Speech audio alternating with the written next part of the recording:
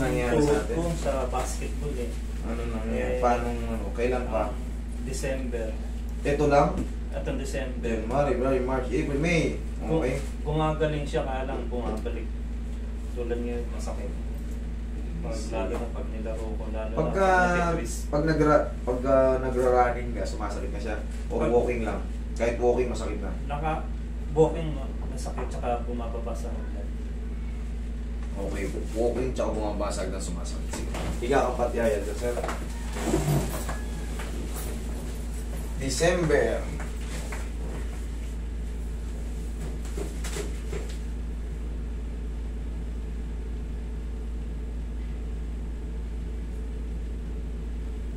Isa.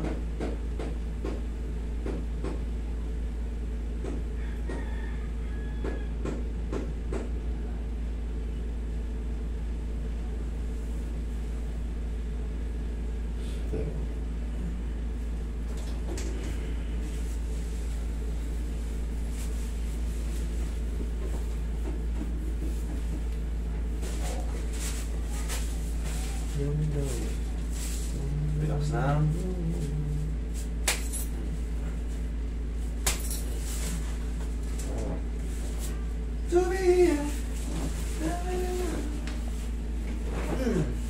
Relax na. Thank you. Sir, ganito ang mangyayari niya. I-try mo kagad ilaro. Mamaya ilaro mo. Ito kasing kaso mo, based sa assessment ko, sa kapa ko, hindi siya totally malala o yung kagaya ng iba na twisted knee na hindi kayang ilaro. Pwede ito, kaya mo ilaro ito. Haplusan mo lang ng pau. Ganyanin mo lang. Nabago na yung posisyon nito, narinig mo yung tumunog. Yun lang yun. Kanti lang siya pero malaking epekto kasi sa tuhod. Nandito kasi yung sumasalo ng bigat natin eh. Pero ibig ko sabihin, yung tuhod mo, healthy pa to. Hindi pa siya kagaya ibang nakakapako ng maraming dito sa'yo, goods pa naman. Malalaman ko kasi yan, may kakaunting-kaunti lang. Yung iba kasi yan, naku, parang ganito kakapal yung extend na lang. Pag umipit yun, masakit na yun. Kasi kaya mo ilaro to. Tandaan mo, bago ka maglaro, kahit yung mga basic lang na stretching, ano yung mga basic na stretching? O simple lang. 1, 2, 3.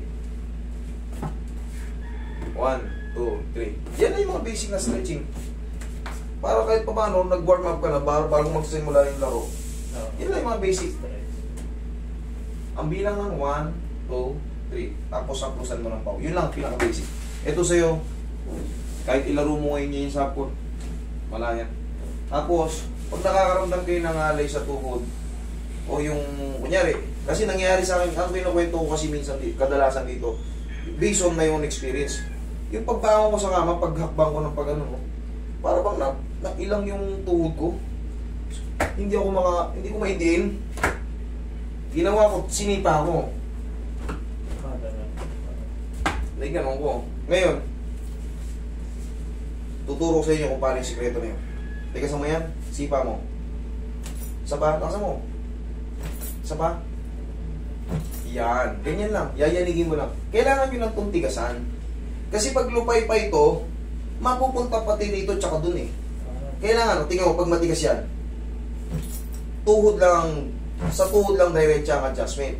Kasi pag lupay pa ito, pati ito, gumagalaw. O, tingnan mo ngayon, magtatatakbo ka dyan. Bumaba ka sa hagdan tsaka, tingnan mo, pag mayroon pa, di bumalik ka rito. Nasasaktan daw siya sa hagdan. Sige, testing.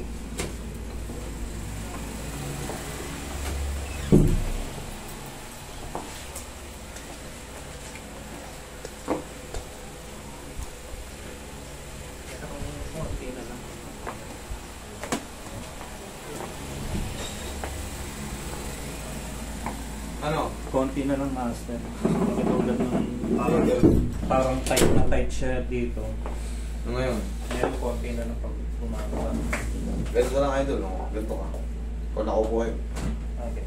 O, ganun. Yun. Thank you. Ganun lang, tapos haplusan mo lang ng pau. Kahit ilaro mo ngayon yan, hindi mamamagay. Tandaan nyo, bago kayo maglaro yung tinuro kong mga basic stretching, yun na yung pinaka-basic eh. 1, 2, 3, tapos damay mo na rin pati dito sa taas kasi yan, siyempre napapagod yan.